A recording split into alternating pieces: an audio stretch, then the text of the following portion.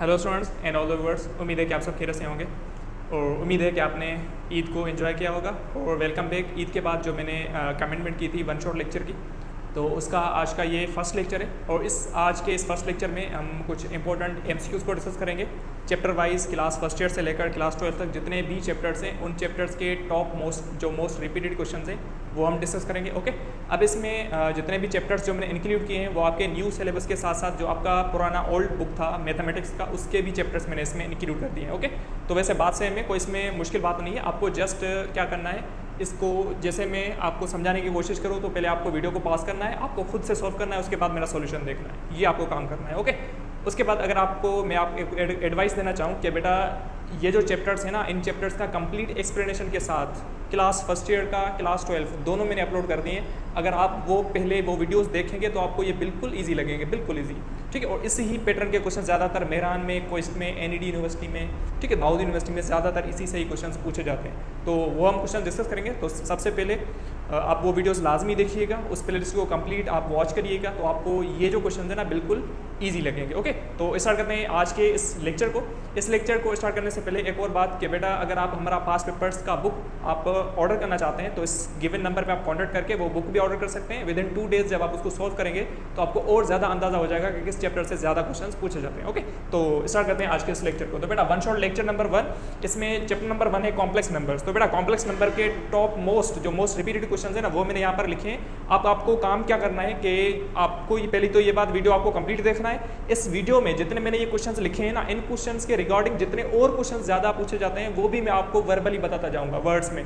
तो आपको मेरे वर्ड्स पे फोकस करना है, वो भी क्वेश्चंस आप अपने पास लिखते जाएं। ओके, तो सबसे पहले क्वेश्चन नंबर 1 देखें। क्वेश्चन नंबर 1 है if z is equal to 4 + 3 iota, z कोई कॉम्प्लेक्स नंबर है, देन z बार का मकसद होता है कॉन्जुगेट। तो बेटा कॉन्जुगेट का सिंपली मकसद ये होता है to change the sign of imaginary part, सिर्फ इमेजिनरी पार्ट की साइन चेंज करना। तो अगर इसकी इमेजिनरी पार्ट की साइन चेंज करेंगे तो इसका करेक्ट ऑप्शन क्या बनेगा, वो बनेगा 4 - 3 आयोटा। तो इसका करेक्ट ऑप्शन नंबर ए हो जाएगा। ठीक है, उसके बाद सेकंड क्वेश्चन है if z equal to 1 - 2 iota, then mod of z। तो बेटा मोड ऑफ z का मकसद ये होता है कि कॉन्जुगेट यानी मॉड्यूलस का मकसद क्या होता है, एब्सोल्यूट वैल्यू। और इसका फॉर्मूला क्या होता है, मोड ऑफ z का जो फॉर्मूला होता है वो होता है x² + y²। और x क्या होता है रियल पार्ट एंड y क्या होता है इमेजिनरी पार्ट। तो इसका स्क्वायर करें, 1 का स्क्वायर तो 1 ही होगा, और इस 2 का स्क्वायर करेंगे तो 4 हो जाएगा। तो ये हो जाएगा 1 + 4, और 1 + 4 मतलब √5। तो इसका correct option again option number A हो जाएगा। ठीक है, तो इस तरीके से आप बिल्कुल इजी क्वेश्चन को सॉल्व कर सकते हैं। अब इस क्वेश्चन को सॉल्व करते हुए आपको ये फॉर्मूला भी याद हो गया कि मोड ऑफ z का फॉर्मूला क्या होता है। आगे चलते हैं z.z बार। तो बेटा ये आइडेंटिटी होती है, हम ये प्रूफ करते हैं, ये वैल्यू होती है किसी भी कॉम्प्लेक्स नंबर पर। जब आप z को उसके कॉन्जुगेट के साथ मल्टीप्लाई करेंगे तो इसका आंसर हमेशा मोड ऑफ z का स्क्वायर आता है, मोड ऑफ z का स्क्वायर। ये हमेशा याद करिएगा, ये रिपीटेड क्वेश्चन है। ओके, क्वेश्चन नंबर 4 देखें इफ z इक्वल टू 0, 1। तो बेटा याद रखें हम कॉम्प्लेक्स नंबर को पेयर फॉर्म में भी लिख सकते हैं। और अगर आपसे मैं पूछूं कि 0, 1 कौन सा कॉम्प्लेक्स नंबर है तो आप बोलेंगे सर ये आयोटा है, क्योंकि 0, 1 को हम आयोटा की फॉर्म में लिख सकते हैं। तो इसका मतलब z इक्वल टू आयोटा, ये आयोटा के बराबर है। अगर ये z इक्वल टू आयोटा है तो z पावर 3 का मतलब क्या हुआ, आयोटा पावर 3। और हमें पता है जब आयोटा पावर 3 करते हैं तो इसका आंसर क्या आता है, इसका आंसर आता है माइनस आयोटा। क्या आता है, माइनस आयोटा। जब आप माइनस आयोटा को पेयर फॉर्म में लिखेंगे तो इसका करेक्ट ऑप्शन नंबर बी हो जाएगा, 0, -1। तो इस तरीके से आपको कोई भी नंबर आयोटा फॉर्म में गिवन होगा, आप उसको कॉम्प्लेक्स फॉर्म में यानी पेयर फॉर्म में इजीली यानी चेंज कर सकते हैं। ओके, क्वेश्चन नंबर 5 देखें if z is equal to iota, z iota के बराबर है, देन z²। तो बेटा z अगर आयोटा है तो z² की वैल्यू क्या होगी, तो हमें पता है आयोटा स्क्वायर। तो आयोटा स्क्वायर का मतलब क्या होता है, -1 था। जब आप -1 को आप पेयर फॉर्म में लिखेंगे तो उसका करेक्ट ऑप्शन जो होगा वो होगा ऑप्शन नंबर सी, -1, 0। ठीक है, क्योंकि -1 को जब आप पेयर फॉर्म में लिखेंगे तो ये बराबर हो जाएगा -1, 0। तो इस तरीके से आप इजीली कन्वर्ट कर सकते हैं। तो बेटा ये कुछ इंपॉर्टेंट क्वेश्चन थे कॉम्प्लेक्स नंबर के, आप इसकी प्रैक्टिस करेंगे अच्छे तरीके से। उसके साथ साथ मेरे पिछले लेक्चर्स जो हैं कंप्लीट एक्सप्लेनेशन के साथ वो आप लाजमी देखिएगा। आगे चलते हैं चैप्टर नंबर 2। चैप्टर नंबर 2 है इसका क्वाड्रेटिक इक्वेशंस। तो बेटा क्वाड्रेटिक इक्वेशंस और क्यूबिक इक्वेशंस का कंप्लीट मेरा लेक्चर अपलोडेड है, आप वो वीडियो लाजमी देखिएगा। मैं उसकी प्लेलिस्ट की लिंक आपको डिस्क्रिप्शन में दे दूंगा, आप वो वीडियोस भी कंप्लीट देखिएगा। Okay, question number 1 roots of the equation. इस इक्वेशन के रूट्स बताने हैं। तो बेटा x² - 5x + 6। तो बेटा मैंने आपको क्या बताया था, इसकी मैंने आपको शॉर्ट ट्रिक बताई थी। और ये शॉर्ट ट्रिक हमेशा याद रखिएगा, ट्रू फॉर ऑल नहीं है। ठीक है, सबके लिए लाजमी नहीं है कि वेरीफाई हो। कुछ ऐसी क्वाड्रेटिक इक्वेशन थी जिन पे ये वेरीफाई हो जाती है। वो ट्रिक क्या है कि बेटा जब भी आपको किसी भी इक्वेशन के रूट्स फाइंड आउट करने हो तो आप सिंपल क्या करें, इसके आगे जो भी नंबर हो ना उस नंबर को इस लास्ट वाले नंबर के साथ मल्टीप्लाई करवा दें, तो ये इसके आगे 1 है तो 1 × 6 6 होगा, और 6 को जब आप ब्रेक करेंगे ना तो 6 के 2 फैक्टर्स निकलेंगे। कौन से फैक्टर्स निकलेंगे? 2 और 3। और हमें पता है कि हमें ऐसे 2 फैक्टर्स चाहिए होते हैं जिनको ऐड करें तो मिडिल टर्म बननी चाहिए। तो देखें जब हम 2 और 3 को ऐड करेंगे तो +5 बनेगा, लेकिन -5 नहीं बनेगा, तो इसलिए हम क्या करेंगे, इसको भी माइनस में लेंगे, इसको भी माइनस में लेंगे। तो ये जो रूट्स है ना ये फैक्टर्स बन गए, किसके? इसके फैक्टर्स बन गए, और हमें तो रूट्स चाहिए, फैक्टर्स नहीं चाहिए। तो जब हमें रूट्स चाहिए तो फिर हम इनकी साइन चेंज करेंगे, तो इस -2 और -3 क्या हो जाएगा?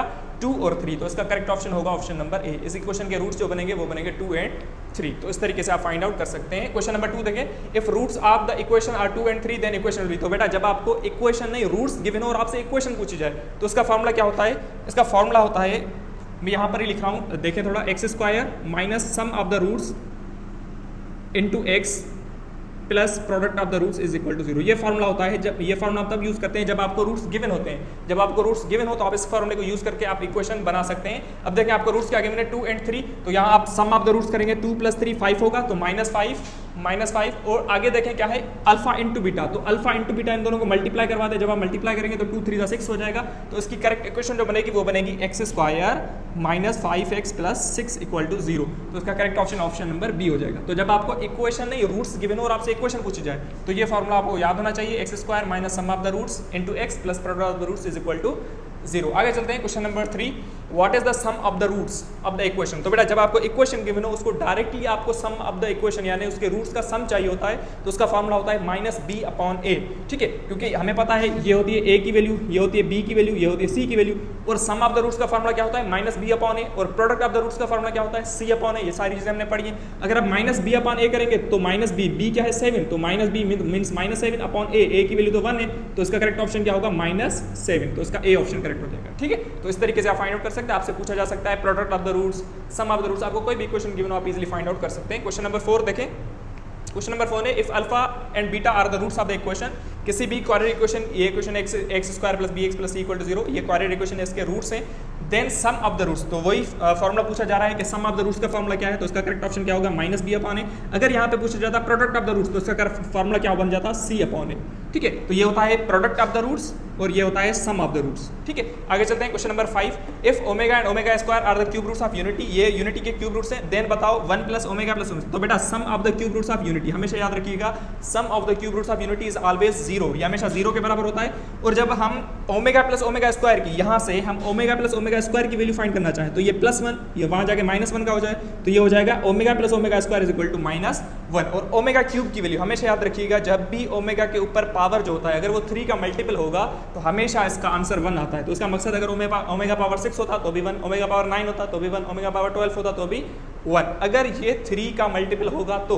ठीक है, अगर 3 का मल्टीपल नहीं है तो फिर क्या करेंगे? तो फिर हम उसको 3 से डिवाइड करके फिर उसका आप रिमाइंडर ऊपर लगा देंगे। ओके, अब आगे पूछा जा रहा है कि ओमेगा पावर 4 + ओमेगा पावर 5, और हमें पता है ना जब भी ओमेगा के ऊपर जो पावर अगर 3 का मल्टीपल नहीं है, क्योंकि 4 तो 3 का मल्टीपल नहीं है, तो इसको आप 3 से डिवाइड करें, रिमाइंडर 1 बचेगा ना, तो ओमेगा के ऊपर वो पावर लगा दे प्लस।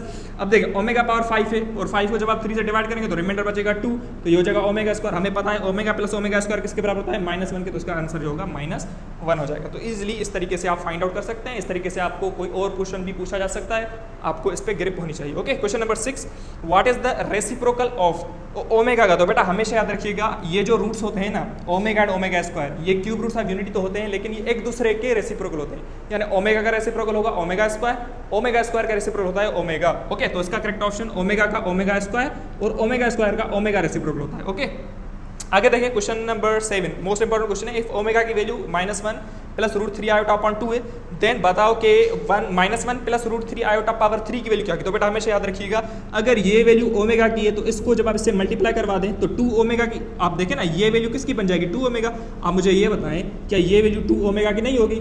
बिल्कुल होगी ना, क्यों? क्योंकि अगर ये ओमेगा की वैल्यू है तो 2 को जब आप यहाँ से मल्टीप्लाई करवा देंगे तो ये 2 ओमेगा बन जाएगा। तो ये इसका मकसद है ये वैल्यू 2 ओमेगा की है। अगर हम इसके ऊपर पावर लगा दें, अगर हम इसके ऊपर पावर 3 लगा दें तो 2 पावर 3 क्या होगा? 8, और ओमेगा पावर 3 क्या होता है? 1, तो इसका आंसर क्या होगा? 8। तो इसका आंसर जो होगा वो होगा 8। तो इस तरीके से आप इजीली फाइंड आउट कर सकते हैं। अब यहाँ पे आपको कोई और क्वेश्चन किसी भी पैटर्न से पूछा जा सकता है। ठीक है, जैसे अगर यहाँ पे -1 -√3/1 होता तो ये वैल्यू हो जाती ओमेगा स्क्वायर की। ओके, तो इस तरीके से आप सोल्व कर सकते हैं। आगे देखें चैप्टर नंबर 3 मेट्राइसिस। तो बेटा मोस्ट रिपीटेड क्वेश्चन जो है ना वो ये है, इस पे आपकी ग्रिप होनी चाहिए लाजमी, और आपको वो लेक्चर एक्सप्लेनेटरी लेक्चर आपको लाजमी देखने हैं। ओके, उसके बाद देखें चैप्टर नंबर 3 मेट्राइसिस का। तो बेटा मेट्राइसिस के मोस्ट रिपीटेड क्वेश्चन जो हैं वो मैंने सारे लिख दिए हैं।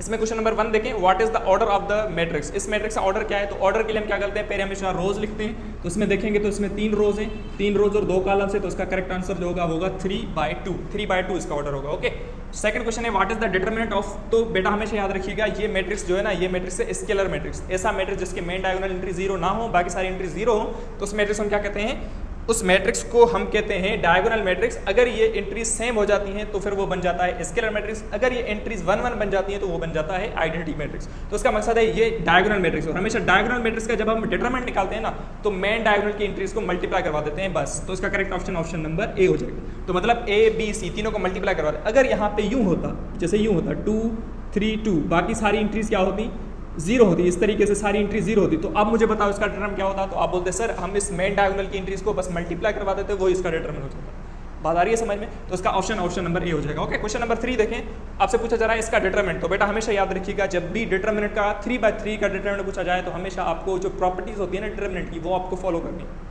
ठीक है, वो सारी प्रॉपर्टीज़ मैंने लेक्चर में कंप्लीट डिफाइन कर रखी हैं। अगर आपने वो लेक्चर नहीं देखा तो वो लेक्चर आप लाजमी देखिएगा, आपको सारी चीज़ें क्लियर हो जाएंगी कि डिटरमिनेंट की कौन सी प्रॉपर्टीज़ कहाँ पर कौन सी प्रॉपर्टी यूज़ होती है। ओके, अब यहाँ आप थोड़ा चेक करें, इसमें पहली रो है 4 2 1, सेकंड रो है 3 2 2, थर्ड रो इसकी पूरी 0 है। अगर किसी भी मैट्रिक्स का एक रो या एक कॉलम पूरा 0 हो जाता है तो फिर उसका डिटरमिनेंट हमेशा 0 होता है। तो इसका करेक्ट ऑप्शन नंबर ए हो जाएगा। ओके, तो इस तरीके से आप इजीली फाइंड आउट कर सकते हैं। आगे देखें क्वेश्चन नंबर 4, ये भी मैट्रिक्स 3/3, इसका डिटरमिनेंट फाइंड करना है। मैट्रिक्स है 2 1 3 4 2 6 1 4 1। तो बेटा अगर आपने प्रॉपर्टीज पढ़ी होगी तो इसका आंसर आपको आना चाहिए। इसका आंसर क्या होगा? तो बेटा देखें यहाँ पर इसकी फर्स्ट रो देखेंगे तो 2 1 3 है, सेकंड रो देखें तो 4 2 6 है। तो आप देख सकते हैं ना फर्स्ट रो सेकंड रो जो है ना ये फर्स्ट रो का मल्टीपल है। जब हम फर्स्ट रो को 2 के साथ मल्टीप्लाई करवा देंगे तो आप चेक करेंगे तो ये एग्जैक्टली सेकंड रो बन जाएगी। तो मतलब फर्स्ट रो और सेकंड रो इनडायरेक्टली सेम है। फर्स्ट रो और सेकंड रो क्या है, इनडायरेक्टली सेम। अगर किसी भी मैट्रिक्स की 2 रोज या 2 कॉलम सेम बन जाते हैं तो फिर उसका डिटरमिनेंट 0 हो जाता है। तो उसका अगेन आंसर क्या होगा, 0 ही होगा। तो इसका मकसद है कि इनडायरेक्टली इन दोनों मैट्रिक्स की यानी जो रोज है ना ये क्या हो जाती हैं, सेम हो जाती है। अगर ये सेम बन जाती है तो फिर डिटरमिनेंट 0 हो जाएगा। ओके, तो ये बात हमेशा याद रखिएगा। Question number 5, if A transpose equal to है, किसी भी मैट्रिक्स का अगर हम ट्रांसपोज करें और अगेन सेम मैट्रिक्स बन रहा है तो उस मैट्रिक्स को हम कहते हैं सिमेट्रिक मैट्रिक्स। अगर ऐसा मैट्रिक्स जिसका हम ट्रांसपोज करें और -A बन जाए तो फिर हम उसको कहते हैं स्क्यू सिमेट्रिक मैट्रिक्स। ओके, यहाँ पर सिमेट्रिक मैट्रिक्स है तो इसके लिए करेक्ट ऑप्शन नंबर ए होगा। क्वेश्चन नंबर 6 देखें, A स्क्वायर इक्वल टू है, अगर हम किसी भी मैट्रिक्स का स्क्वायर कर रहे हैं तो बेटा स्क्वायर का मकसद ये होता है कि जैसे 2 का स्क्वायर है तो 2 2 4 कर दें, ऐसा नहीं है। मैट्रिक्स का स्क्वायर से नहीं होता।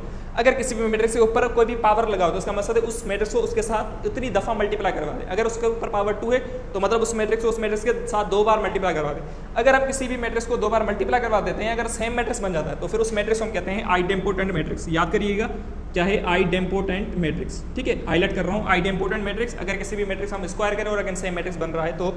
Question number 7, if A matrix is equal to 1 2 1 4 1 3 then A transpose. तो बेटा ट्रांसपोज हम मैट्रिक्स का कैसे निकालते हैं? तो ट्रांसपोज इसका यूँ होता है, हम इस ये जो रो है ना इसको हम कॉलम बना देते हैं, यूँ करके कॉलम बनाएंगे, इस रो को हम अगेन कॉलम बनाएंगे और इस 1 3 को हम क्या करेंगे, कॉलम बना देंगे। तो रोज को कॉलम में चेंज करना, इस चीज़ को हम क्या कहते हैं, ट्रांसपोज कहते हैं। ओके, उसके बाद question number 8, very very important question, if determinant of matrix is 4, अगर इस मैट्रिक्स का डिटरमिनेंट 4 है तो बताओ लैम्डा की वैल्यू क्या होगी। तो बेटा देखें आप जरा गौर करें, तो ये जो मैट्रिक्स बन रही है ना ये मैट्रिक्स आपकी डायगोनल मैट्रिक्स है। तो मैंने आपको क्या बताया, डायगोनल मैट्रिक्स का डिटरमिनेंट जो होता है वो होता है मेन डायगोनल की एंट्रीज को मल्टीप्लिकेशन। तो इसकी मेन डायगोनल एंट्रीज ये हैं, तो इनको जब आप मल्टीप्लाई करवा दें तो लैम्डा इंटू 2 इंटू 1 तो इसका होगा 2 लैम्डा। अगर इसका डिटरमिनेंट 4 के बराबर है, क्योंकि जाहिर सी बात है ना इसका डिटरमिनेंट होगा 2 लैम्डा, और 2 लैम्डा किसने बताया रखा है कि किसके बराबर है, 4 के बराबर। तो इसको जब आप 4 के बराबर रखेंगे तो लैम्डा की वैल्यू यहाँ से निकालेंगे तो इसकी वैल्यू क्या होगी, 2 होगी। जब आप 2 को डिवाइड करवा देंगे तो 4 को 2 से डिवाइड करेंगे, लैम्डा की वैल्यू क्या होगी, 2 होगी। तो उसका करेक्ट ऑप्शन नंबर ए हो जाएगा। ठीक है सर, ठीक है सर। उसके बाद चैप्टर नंबर 4 ग्रुप्स। तो बेटा मैट्रिसेस के जो मोस्ट रिपीटेड क्वेश्चंस होते हैं ना वो क्वेश्चंस ये हैं। ठीक है, इन पे आपकी अच्छे से ग्रिप होनी चाहिए। अगर आप मेरा वीडियो लेक्चर देखना चाहते हैं तो कंप्लीट वीडियो भी देख सकते हैं, उसके लिंक मैं आपको डिस्क्रिप्शन में दे दूंगा, वीडियो आप कंप्लीट देखिएगा। उसके बाद है चैप्टर नंबर 4 ग्रुप्स। तो बेटा ग्रुप्स को मैंने अच्छे तरीके से डिफाइन कर रखा है कंप्लीट वीडियो में, एक 1 शॉट लेक्चर है उसमें। तो अगर आपने वीडियो नहीं देखा तो वीडियो मैं आपको रिकमेंड करूँगा कि वीडियो आप लाजमी देखें। ओके, तो वैसे भी हम क्वेश्चन को सॉल्व करते हैं, जो मोस्ट रिपीटेड क्वेश्चन हैं ज़्यादातर पूछे जाते हैं, लेकिन ये जो चैप्टर है आपके न्यू बुक में इंक्लूड नहीं है, ओल्ड बुक में आपके में यानी ये इंक्लूड था, तो इसके लिए पढ़ना ज़रूरी है। क्वेश्चन नंबर 1 है नेचुरल प्लस में। तो बेटा नेचुरल प्लस में क्या बनेगा, क्या ये ग्रुप होगा, मोनाइड होगा, सेमी ग्रुप होगा। तो पहले मैं आपको चीज़ें बता देता हूँ कि बेटा सेमी ग्रुप हम उसे कहते हैं जो एसोसिएटिव प्रॉपर्टी सेटिस्फाई करता है, और मोनाइड हम उसे कहते हैं जो आइडेंटिटी प्रॉपर्टी सेटिस्फाई करता है, और ग्रुप हम उसे कहते हैं जो इनवर्स प्रॉपर्टी सेटिस्फाई करता है। मतलब ग्रुप जो होगा वो सेमी ग्रुप ऑलरेडी होगा, वो मोनाइड ऑलरेडी होगा, फिर अगर उसमें इनवर्स प्रॉपर्टी आ गई तो फिर वो क्या बन जाता है, ग्रुप बन जाता है। अगर ग्रुप में फिर कम्यूटेटिव प्रॉपर्टी आ गई तो फिर क्या बन जाता है, वो एबिलियंट ग्रुप बन जाता है। तो ये कंडीशंस हम फॉलो करवाते हैं। ओके, तो आप देखेंगे नेचुरल प्लस में, क्या नेचुरल प्लस में इसमें कोई आइडेंटिटी है, तो आप बोलेंगे नहीं सर इसमें आइडेंटिटी है, क्योंकि नेचुरल प्लस में आइडेंटिटी होती है 0 और नेचुरल में 0 नहीं होता। तो इसके लिए नेचुरल प्लस में अगर आइडेंटिटी नहीं है तो वो मोनाइड तो नहीं होगा, अगर मोनाइड नहीं है तो ग्रुप तो ऑलरेडी नहीं होगा, क्योंकि मोनाइड अगर नहीं हुआ तो ग्रुप तक पहुंचेगा ही नहीं। तो सेमी ग्रुप अगर आप चेक करना चाहें तो सेमी ग्रुप प्लस में आप चेक कर सकते हैं कि सेमी ग्रुप मतलब एसोसिएटिव प्रॉपर्टी सेटिस्फाई करे, और नेचुरल प्लस में एसोसिएटिव प्रॉपर्टी सेटिस्फाई करते हैं। तो इसके लिए इसका करेक्ट ऑप्शन जो होगा वो होगा ऑप्शन नंबर सी, मतलब नेचुरल प्लस में सेमी ग्रुप होगा, मोनाइड नहीं हो सकता। लेकिन अगर यहाँ पर होता नेचुरल मल्टीप्लीकेशन तो फिर आप कह सकते हैं नेचुरल मल्टीप्लीकेशन में मोनाइड होगा। क्यों होगा, क्योंकि मल्टीप्लीकेशन में आइडेंटिटी होता है 1 और 1 तो आइडेंटिटी है, तो मोनाइड मींस मोनाइड सेटिस्फाई करेगा फिर तो फिर मोनाइड हो जाएगा। लेकिन अगेन ग्रुप नहीं होगा। ग्रुप क्यों नहीं होगा, क्योंकि फिर उसकी मल्टीप्लीकेशन में इनवर्स प्रॉपर्टी सेटिस्फाई नहीं करेगा। ओके, उसके बाद है क्वेश्चन नंबर 2 इंटीजर्स मल्टीप्लीकेशन में। तो इंटीजर्स मल्टीप्लीकेशन में पहली है सेमी ग्रुप। क्या ये सेमी ग्रुप बनेगा? सेमी ग्रुप का मतलब क्या है, जो एसोसिएटिव प्रॉपर्टी सेटिस्फाई करे। तो मल्टीप्लीकेशन में एसोसिएटिव तो सेटिस्फाई करेगा ही करेगा। अगर हम ग्रुप की बात करें तो ग्रुप बेटा इनवर्स प्रॉपर्टी जो सेटिस्फाई करे। अगर आप कोई भी नेचुरल नंबर नेचुरल नहीं इंटीजर कोई भी ले लें और उसका मल्टीप्लिकेटिव इनवर्स फाइंड करें, जैसे अगर 3 इंटीजर है तो 3 का अगर आप इनवर्स करेंगे तो इनवर्स होगा 1/3, तो 3 का इनवर्स होगा 1/3, 1/3 तो इंटीजर नहीं है। तो मकसद क्या है कि इसमें इनवर्स प्रॉपर्टी सेटिस्फाई नहीं, तो इसका मकसद ये ग्रुप नहीं होगा, सेमी ग्रुप होगा लेकिन ग्रुप नहीं होगा। उसके बाद अगर हम मोनाइड की बात करें तो मोनाइड मींस जिसमें आइडेंटिटी हो और मल्टीप्लिकेशन में आइडेंटिटी होता है 1 और 1 इंटीजर में होता है, तो उसके लिए ये मोनाइड होगा। तो सेमी ग्रुप भी हो सकता है और मोनाइड हो सकता है। अगर आप ओवरऑल रिजल्ट फाइंड करना चाहें तो ओवरऑल के लिए आप क्या करेंगे, मोनाइड को टिक करेंगे। क्यों? क्योंकि अगर ये मोनाइड है तो इसका मतलब ऑलरेडी वो सेमी ग्रुप होगा। ठीक है, तो इसके लिए सेमी ग्रुप को टिक करने की जरूरत नहीं है। अगर आपने मोनाइड टिक कर दिया तो इसका मतलब वो ऑलरेडी सेमी ग्रुप बन जाएगा। Okay, question number 3 find out the identity property. तो बेटा आइडेंटिटी प्रॉपर्टी हमें देखनी है, तो a asterisk e is equal to e asterisk a is equal to a, तो ये एक्जैक्टली आइडेंटिटी प्रॉपर्टी होती है। अगर ए स्टेरिक ए इनवर्स अगर ई के बराबर आए तो ये इनवर्स प्रॉपर्टी होती है। अगर a asterisk b is equal to b asterisk a है तो इसे हम कहते हैं कम्यूटेटिव प्रॉपर्टी। तो आइडेंटिटी प्रॉपर्टी ये सिंपली है। Okay, question number 4 a set which satisfy identity, ऐसा सेट जिसमें आइडेंटिटी प्रॉपर्टी सेटिस्फाई। तो बेटा मैंने आपको अभी बताया जो एसोसिएटिव प्रॉपर्टी सेटिस्फाई करे उसे हम कहते हैं सेमी ग्रुप, जो आइडेंटिटी प्रॉपर्टी सेटिस्फाई करे उसे हम कहते हैं मोनाइड। ठीक है, तो इसका करेक्ट ऑप्शन जो होगा वो होगा monoid. Okay, question number 5 monoid with inverse. अगर किसी भी मोनाइड सेट में इनवर्स प्रॉपर्टी आ गई, किसी भी मोनाइड सेट ने अगर इनवर्स प्रॉपर्टी सेटिस्फाई करी तो फिर हम क्या कहते हैं, उसे हम कहते हैं ग्रुप। ठीक है, अगर सेमी ग्रुप में आइडेंटिटी आ जाती है तो फिर वो मोनाइड बन जाता है। अगर मोनाइड में इनवर्स आ जाए तो वो क्या बन जाता है, ग्रुप बन जाता है। अगर ग्रुप में कम्यूटेटिव प्रॉपर्टी आ जाए तो फिर वो क्या बन जाता है, एबिलियंट ग्रुप बन जाता है। तो इसका करेक्ट ऑप्शन है कि अगर मोनाइड में इनवर्स प्रॉपर्टी आ गई तो फिर वो बन जाएगा ग्रुप। ओके, अगर सेमी ग्रुप में आइडेंटिटी आ गई तो बेटा ये क्वेश्चन आता है semi group with identity is known as monoid, monoid with inverse is known as group, और ग्रुप विद एबिलियन यानी commutative is known as abelian group. Okay, तो बेटा ये कुछ इंपॉर्टेंट क्वेश्चंस थे वन शॉट लेक्चर में, जिसमें हमने टोटल 4 चैप्टर्स डिस्कस किए और इन चैप्टर्स के मोस्ट रिपीटेड जो क्वेश्चन है ना वो मैंने आपको सॉल्व करवा दिए। अब इसमें कुछ और चैप्टर्स हैं फर्स्ट ईयर के, तो वो भी इंशाल्लाह हम नेक्स्ट वन शॉट लेक्चर में डिस्कस कर लेंगे। उसके बाद हम क्लास 12 को डिस्कस करेंगे। तो कंप्लीटली वीडियो को देखिएगा, कंप्लीटली समझते जाएँ, ये सारी चीज़ें अपने पास नोट करते जाएँ, क्योंकि अभी तो टेस्ट की यानी डेट्स बिल्कुल करीब आ गई, तो इसके लिए आपको अच्छे से प्रैक्टिस करनी है। ओके, और मैथ्स में तो बिल्कुल आप टेंशन ना लें, जो मैंने आपको पढ़ाया है लेक्चर्स में आप उन पे ज़्यादा से ज़्यादा फोकस करें। और हमारा जो पास पेपर्स का बुक है अगर आप वो अच्छे तरीके से सॉल्व कर पाते हैं तो आपको आइडिया हो जाएगा कि बेटा किस में ज़्यादा क्वेश्चंस पूछे जाते हैं, किस चैप्टर से ज़्यादा क्वेश्चन आते हैं। तो बेस्ट ऑफ लक, अच्छे से वीडियो को पढ़ते रहें, अच्छे से अपनी स्टडी पे फोकस करें और अच्छे से अपने टाइम को एंजॉय करें। Thank you.